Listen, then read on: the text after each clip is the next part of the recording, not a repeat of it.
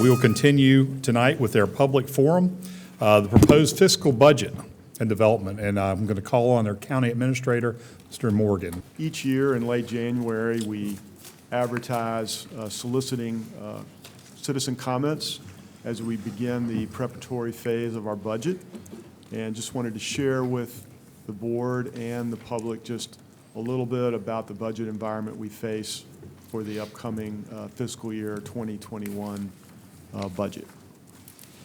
So just as a reminder, the way the process works, right now we're basically in the process of gathering up all of the recommendations and requests from the various entities of county government.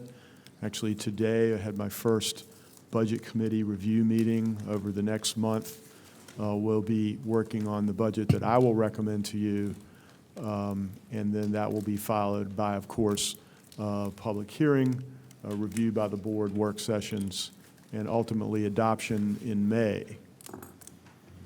Right now what we can tell you is on the revenue side, the good news is the national economy is relatively strong, and the local economy, Hampton Roads, is in better shape than it has been as a number of years, so that's certainly a positive. Consumer confidence is still holding up pretty well.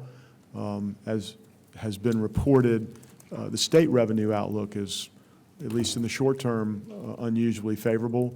So that means there may be some opportunities in those places where the state tends to take money away from localities, all the different ways they provide support. There might be some opportunities to recover in some of those areas.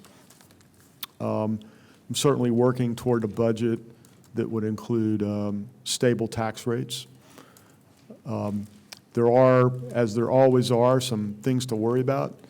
One of the bigger ones that we've talked about a lot over the last couple of years is the closure of the 2 coal turbines at the Dominion Power Plant. That has now happened. The way we receive tax revenue from Dominion is through the State Corporation Commission. It's a little bit of an opaque process. We're somewhat concerned that the amount that we've budgeted to lose for that may not have been sufficient. So that's kind of on our watch list. And while our revenue picture is generally positive, there are some signs that maybe things aren't growing at the pace they were maybe a year ago in some of the categories identified there.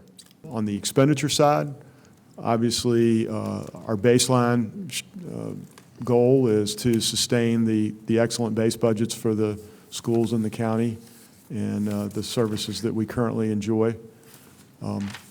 We always have to look at employee compensation. Those of you in the private sector know what the labor market is like these days, and we have to be concerned that many of our the types of employees we hire in York County are the same types of people that can go to work in all of our neighboring localities. School investment will always be a priority in York County. The good news on that count this year is the school superintendent is aware that they will do fairly well from the state this year. And we have discussed the fact that to honestly deal with the capital budget needs of the school system, there's a relationship between the capital budget and the operating budget, and if we can do with a little bit less on the operating budget side, we can do a little bit better on the capital side. And as we've discussed before, and it's certainly an ongoing trend, seems like every other week there's some new technology demand that, whether it's on the operating side or the capital side, is competing with our resource base for all the other things we need to do. So just the dates coming up, board work sessions as you deem necessary. Once the budget is delivered on March 17th, there'll be approximately a month for your detailed review and input. The public hearing is scheduled on April 21st, and we hope to have adoption on May 5th.